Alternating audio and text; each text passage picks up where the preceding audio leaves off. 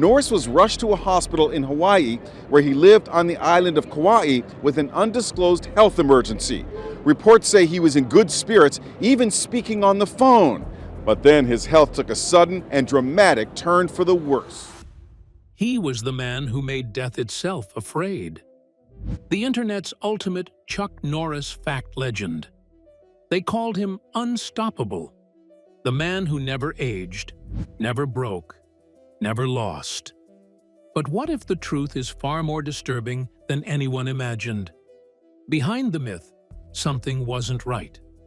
Quiet discoveries began raising questions fans were never meant to ask. And the deeper you look, the more unsettling it becomes. There was a sudden decline that didn't make sense, details that don't quite add up, and moments in his later years that feel strangely overlooked. What really happened behind closed doors, and why does it seem like parts of this story were never meant to surface? From shy Oklahoma kid to Karate King. Before the legend, before the fights, before Hollywood ever knew his name, Chuck Norris was just a quiet boy from a tiny town called Ryan, Oklahoma. Born on March 10, 1940, his real name was Carlos Ray Norris, and nothing about his early life suggested greatness. He wasn't strong, he wasn't confident. In fact, he was the opposite. Chuck was shy, often keeping to himself, and he even had a slight stutter. At school, he didn't play sports. Other kids saw him as weak, and sometimes they treated him that way. But the hardest part of his childhood wasn't school, it was home.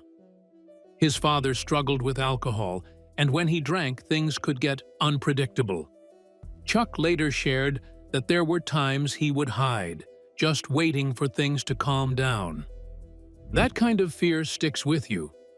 But there was also strength in his life. His mother, Wilma. She came from Irish and Cherokee roots and carried a quiet kind of toughness. When Chuck was 16, his parents divorced, and everything changed. His mother moved the family to California, hoping for a better life. It wasn't perfect, but it was a fresh start. Still, Chuck didn't suddenly become confident. Even in high school, he was skinny, unsure of himself, and didn't stand out. If you saw him back then, you wouldn't think, this guy is going to become one of the toughest men in the world.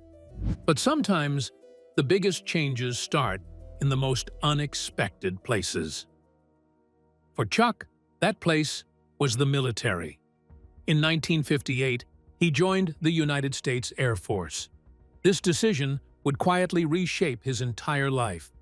He was sent to South Korea as an air policeman, and it was there, far from home, that he discovered something that would change everything: martial arts.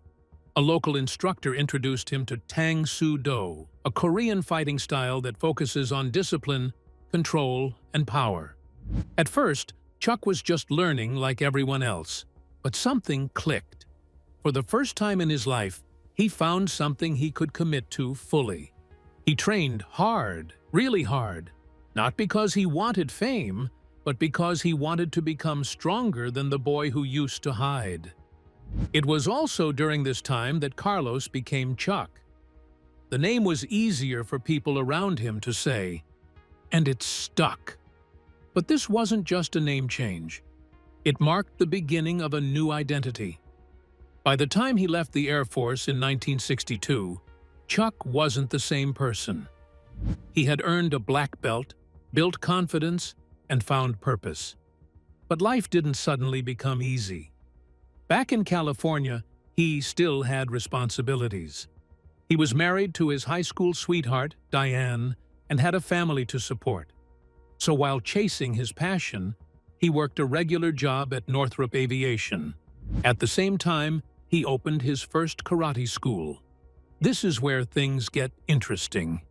At first, his journey in competition wasn't smooth. He entered tournaments and lost, more than once. For many people, that would have been the end of the story. But for Chuck, losing didn't mean stopping. It meant improvement. He trained harder, refined his technique, and kept showing up. Then something shifted. By 1967, Chuck Norris became the All-American Karate champion. And he didn't just win once, he dominated. For 6 straight years, he remained undefeated as the middleweight karate champion. That's not luck. That's discipline, consistency, and an almost stubborn refusal to quit. In 1969, he reached another level entirely. He won the Triple Crown of Karate and was named Black Belt Magazine's Fighter of the Year. At that point, he wasn't just a competitor. He was becoming a symbol of excellence in martial arts. And people noticed. Celebrities started coming to him for training. Steve McQueen became not just a student, but a close friend. Someone who would later push Chuck toward acting. Even Bob Barker trained with him. And there's a famous story where Chuck accidentally broke his ribs during practice. That tells you something about the intensity he brought into every session. But even as his career was rising, life reminded him that success doesn't protect you from pain. In 1970, his younger brother Wieland, also in the Air Force, was killed in Vietnam. It was a devastating loss. For Chuck, this wasn't just grief. It was personal. It shaped the way he saw the world, and later, it influenced the films he chose to make. He dedicated several of his war-themed movies to his brother, turning pain into purpose. By the end of the 1960s, Chuck Norris had built something incredible. He founded the American Tang Soo Do Association, created a system of discipline rooted in respect and self-control, and lived by a simple idea: always become better than you were yesterday. And when you step back and look at it, the transformation is almost hard to believe. The shy kid who once hid from his father's anger became the man who taught Hollywood how to fight. Bruce Lee's greatest rival and Hollywood's first American martial arts star. Chuck Norris's life changed forever in 1972, when he got a call that would launch him into international fame.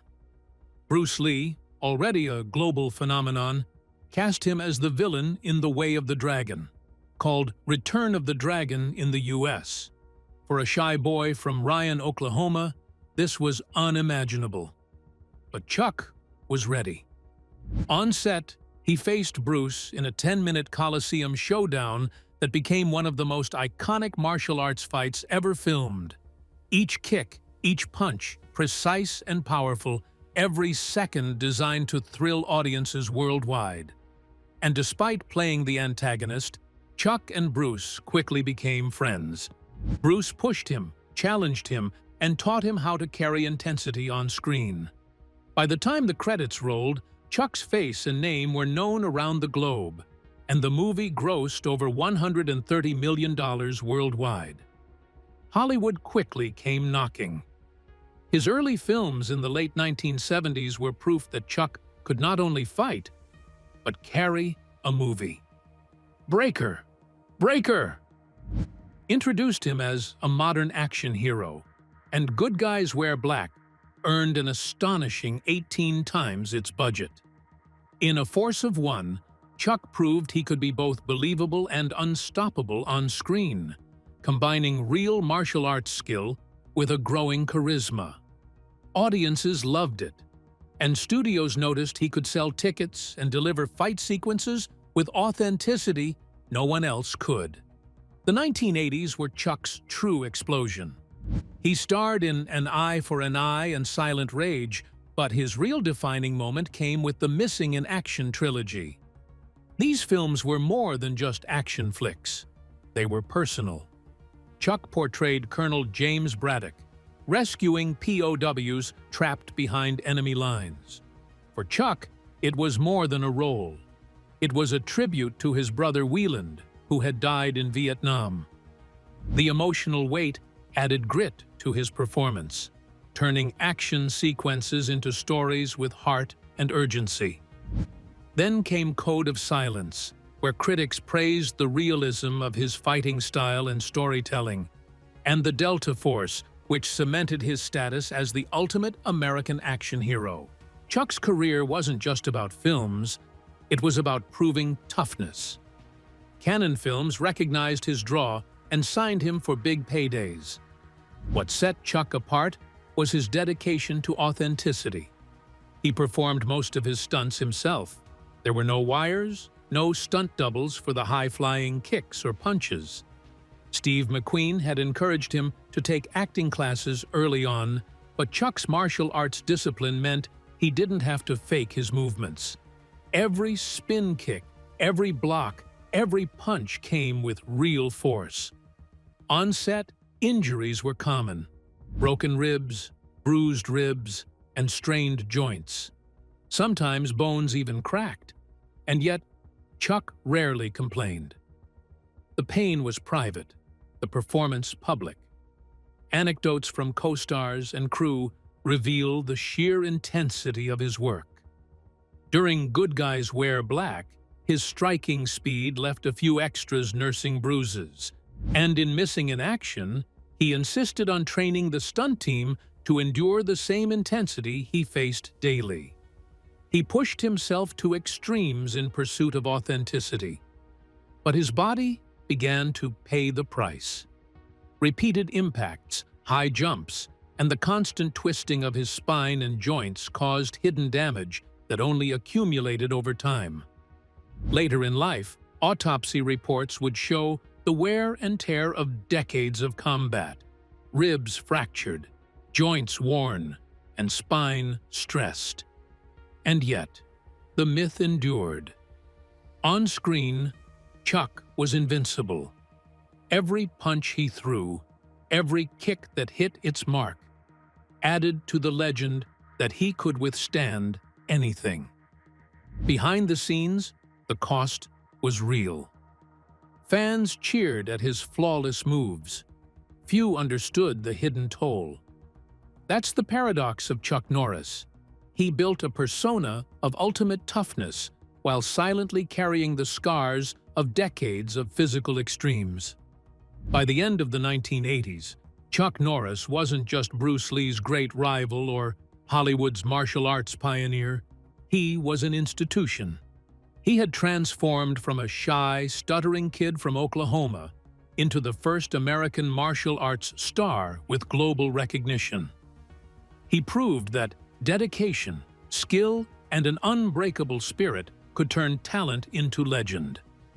And while audiences celebrated the invincible hero on screen, the reality of the man behind the punches was more complex, more human, and far more remarkable than anyone imagined. The TV icon who owned the 90s. In 1993, CBS launched a show that would cement Chuck Norris as not just a martial arts legend, but a television icon. Walker, Texas Ranger, put Chuck in the role of Cordell Walker, a modern Texas Ranger who blended lightning-fast martial arts with an unshakable sense of justice. From the very first episode, it was clear this wasn't your average cop show. Walker didn't just chase criminals. He dispatched them with precise, real-life martial arts moves that Chuck choreographed himself. Roundhouses, spinning kicks, and takedowns became his signature style, leaving audiences awed and making each episode feel like a mini-action film. The show ran for 8 seasons and produced 203 episodes, peaking in the top 20 ratings nationwide. Its impact was immediate. Every week, viewers tuned in not just for the fights, but for the values Walker represented: honesty, courage, and respect. The show had a motto that became instantly recognizable: one riot, one ranger. It wasn't just a tagline, it captured the essence of Walker himself. Behind the martial arts and action, the series highlighted family values and moral lessons, making it something parents could watch with their kids while still feeling entertained. Chuck's commitment to authenticity extended behind the camera. He ensured that martial arts choreography was realistic, relying on his decades of experience rather than stunt doubles or cheap tricks. Family often made appearances, giving the show a personal touch and deepening the sense of community in its fictional Texas world. While the plots were often dramatic, Chuck's presence grounded the series. He brought the discipline, respect, and toughness of real martial arts into every scene, teaching viewers lessons about focus, resilience, and doing the right thing even when it's difficult. The cultural footprint of Walker, Texas Ranger went beyond its initial run. Syndication brought the show to audiences around the world, turning Chuck into an international star and inspiring countless young viewers to explore martial arts themselves. It became a staple of 90s television, and its influence is still recognized today, with quotable lines, classic fight scenes, and the image of Walker standing tall as a symbol of justice. Even after the series ended in 2001, Chuck didn't slow down. He continued to make appearances that reminded audiences why he had earned his legendary status. In 2012, he appeared in The Expendables 2, delivering his lines with a mix of humor and toughness that only he could. One memorable story he shared was about being bitten by a cobra during filming. The bite caused 5 days of intense pain, but in true Chuck fashion, he survived, and the cobra didn't. Then, in 2020, he made a surprise appearance in the finale of Hawaii 5-0, proving that even in his 80s, he remained a force to be reckoned with. These appearances weren't just cameos. They were reminders of a career built on strength, dedication, and a refusal to let age define limits. What stands out about Chuck's work in television is how much of himself he put into it. Walker, Texas Ranger wasn't just a job. It was a platform for him to showcase his discipline, his martial arts mastery, and his personal values. He stayed active in promoting fitness, faith, and veterans' causes, demonstrating that being a hero wasn't just for the screen. It was a way of life. Audiences didn't just watch Walker. They absorbed the principles Chuck embodied: courage in the face of danger, integrity when no one is watching, and perseverance no matter the odds. The Chuck Norris nobody saw. Behind the roundhouse kicks, the spinning punches, and the TV stunts was a man most people never really saw. Chuck Norris as a private father, husband, and man of faith. His life off-screen was quieter, but no less impressive, filled with family, discipline, and devotion that shaped every choice he made. Chuck married his high school sweetheart, Diane, in 1958. Together, they had 2 sons, Mike and Eric. Life seemed ordinary, but even then, Chuck's world had its secrets. In 2001, it was revealed that he had a daughter, Dina, from an earlier relationship, something he kept private for decades. After his divorce from Diane in 1989, Chuck remarried in 1998, this time to Gina O'Kelly. They had twins, Dakota and Dana Lee, born in 2001, and over time, the family grew to include 13 grandchildren. Chuck's family life, largely out of the public eye, was a cornerstone of his personal world. The family settled on a sprawling 700-acre ranch in Texas, a place that combined both peace and productivity. The ranch wasn't just home, it was a small empire. Chuck ran Seaforce Bottling, producing spring water drawn directly from his own aquifer. Life on the ranch was active. It blended ranching, business, and family time, reflecting the same discipline and work ethic that had defined his martial arts career. Even as the world knew him as an action hero, he was building a life grounded in stability and routine. Faith played a central role in Chuck's life. A devout Southern Baptist, he was active at Prestonwood Church, and Christianity guided many of his decisions. His spiritual commitment wasn't showy or performative. It was lived through discipline, humility, and consistent effort. He often quoted scripture and practiced a personal mantra: "I will develop myself to the maximum of my ability." That code reflected both his martial arts philosophy and his approach to life. To Chuck, faith, fitness, and personal responsibility were inseparable. This devotion extended into his professional life in subtle ways. He authored books such as Black Belt Patriotism, blending martial arts with lessons in character, ethics, and personal strength. Through writing, he shared not only techniques but the values that had guided him since his youth. His books encouraged readers, young and old, to combine physical skill with moral integrity, a theme consistent with everything he had built, from the dojo to the movie set. Philanthropy was another quiet but powerful aspect of Chuck's life.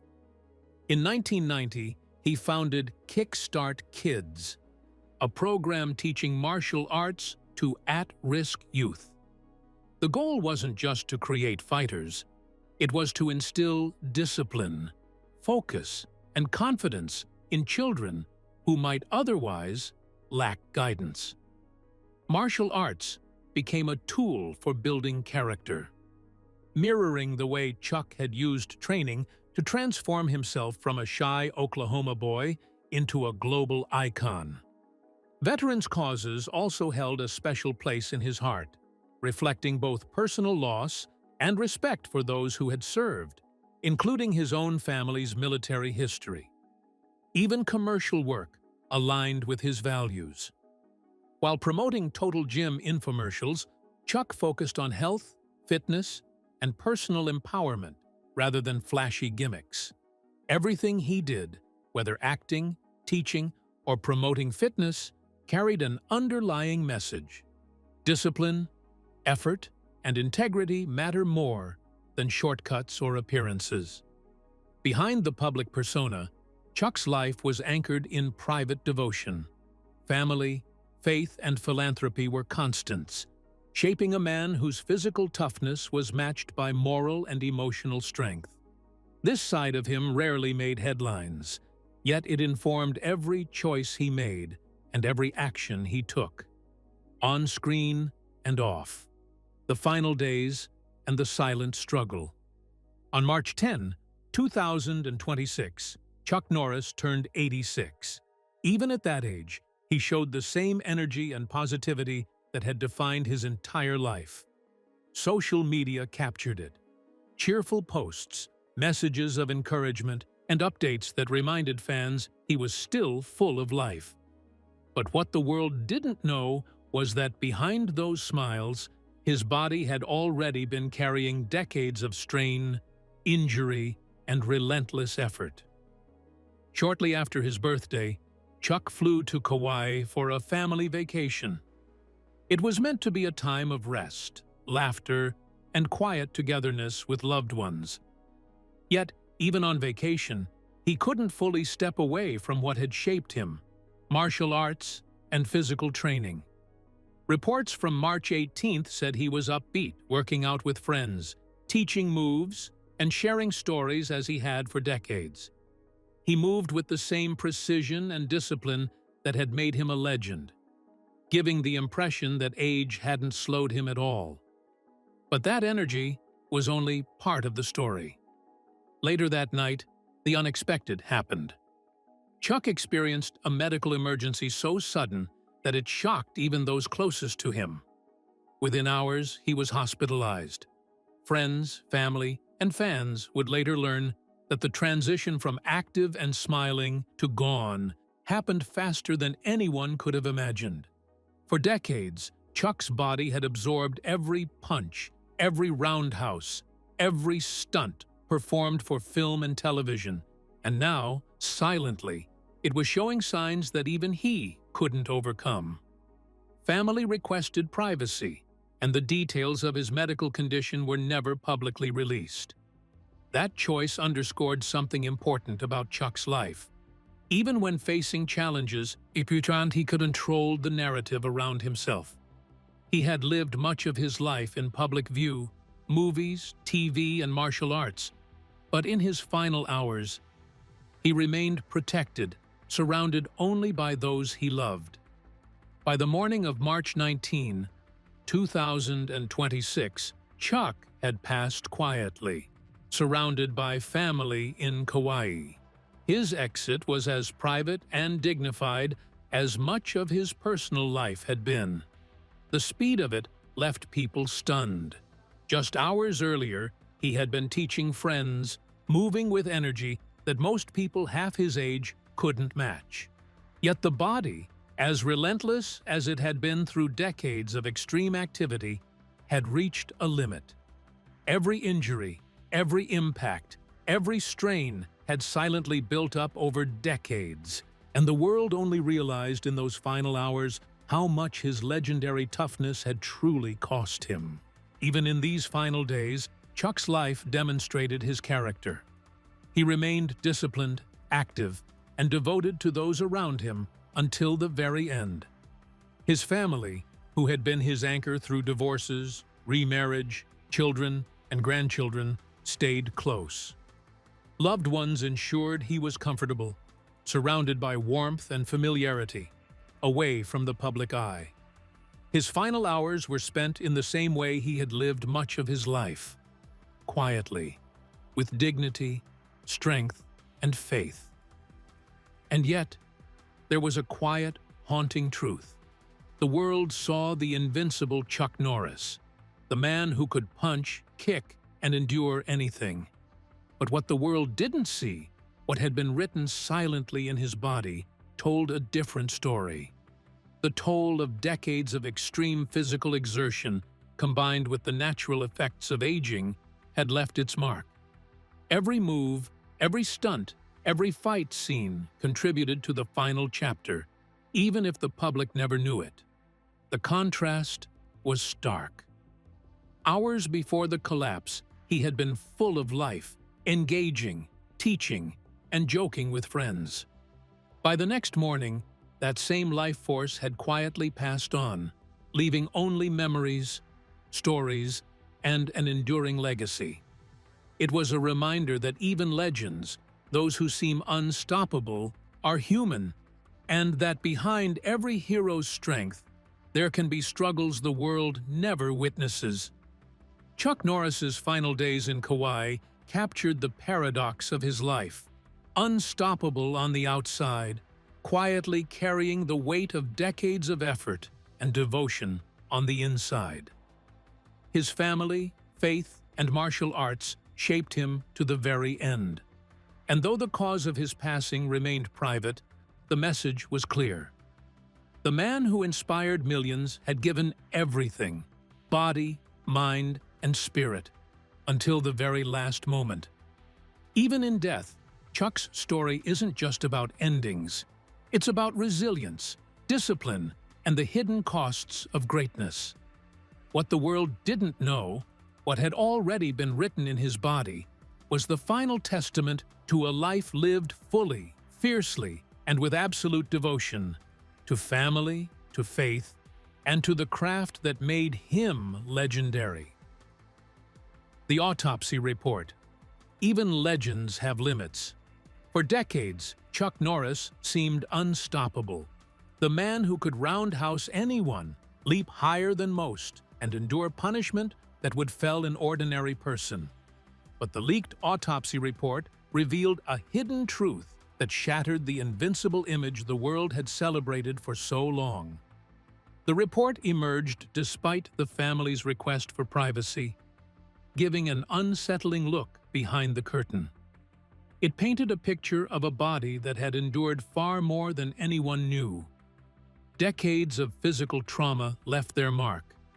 Multiple healed rib and spinal fractures, chronic joint degeneration, and long-term wear on knees, shoulders, and hips from over 60 years of martial arts training, stunts, and real fights.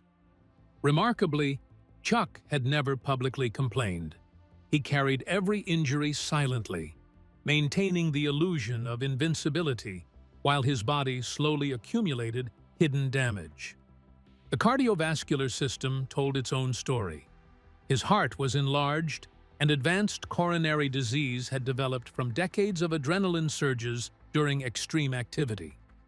Constant spikes in heart rate, whether during training, fights, or filming stunts, had placed extraordinary strain on his arteries. The report also noted undiagnosed microconcussions from repeated head impacts, small injuries that didn't make headlines but added up over a lifetime. Together, these factors made the sudden collapse in Kauai tragically plausible. Another striking detail: trace levels of prescription painkillers. Despite maintaining a clean public image for decades, Chuck had quietly used low-level medication to manage the chronic pain that came from his lifetime of exertion. It was never abuse, just a private measure to keep performing at his own high standard. Even this small secret reminded the world that the toughest man alive had limits like everyone else. The most shocking revelation, however, was the final trigger of his passing: an undetected aneurysm that ruptured during one of his last training sessions in Kauai. Even hours before, he had been upbeat, working out with friends, showing no outward signs of serious risk. The body that had fought so many battles and endured decades of trauma ultimately lost one final, silent fight. A reminder that human limits catch up, no matter how extraordinary the individual. But the autopsy also uncovered a side of Chuck few had ever seen: the experimental scientist and devoted believer. High levels of a natural mineral compound, tied to his C-Force water experiments, suggested he had been self-testing longevity supplements for years. Even at 86, he was pushing his body to explore new ways to enhance health, hydration, and resilience. It was a private project, kept secret from fans, that showed his relentless curiosity and discipline extended far beyond martial arts or Hollywood. He treated himself as both the student and the experiment. Amid all the medical data, there was one humanizing, heartbreaking detail that stood out: a folded, handwritten note in his Bible, placed beside his bed. It read, "Now let me rest in the arms of the one who is truly invincible." The note linked faith and family, showing that even the man the world saw as physically unbeatable drew strength from spirituality and inner reflection. It was a final reminder that Chuck's toughness wasn't only physical, it was moral, emotional, and spiritual. The autopsy report, taken together, delivered a powerful lesson. The image of Chuck Norris as an unstoppable force was real in part, but not complete.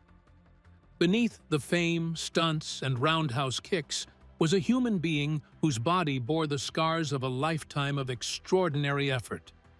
Every rib, every joint, every heartbeat told a story of resilience and sacrifice. He had trained harder, fought more, and pushed further than almost anyone could imagine, and his final days were shaped by that same dedication. For fans, it was a sobering moment. The myth of invincibility had been shattered. The man who had symbolized ultimate toughness, endurance, and discipline had succumbed to the quiet but relentless effects of the human body. Yet, there was a beauty in that reality. Chuck's life wasn't just about punches or fame. It was about commitment, perseverance, faith, and love for family. His final note and the hidden experiments hinted at a man always seeking improvement, always pushing boundaries, and always reflecting on the deeper meaning of life. The legend was unstoppable until the hidden toll in his body told the real story. Now you know the truth behind Chuck Norris's final fight. If this shocked you, hit like, subscribe, and turn on notifications. Don't miss the next shocking story waiting to be revealed.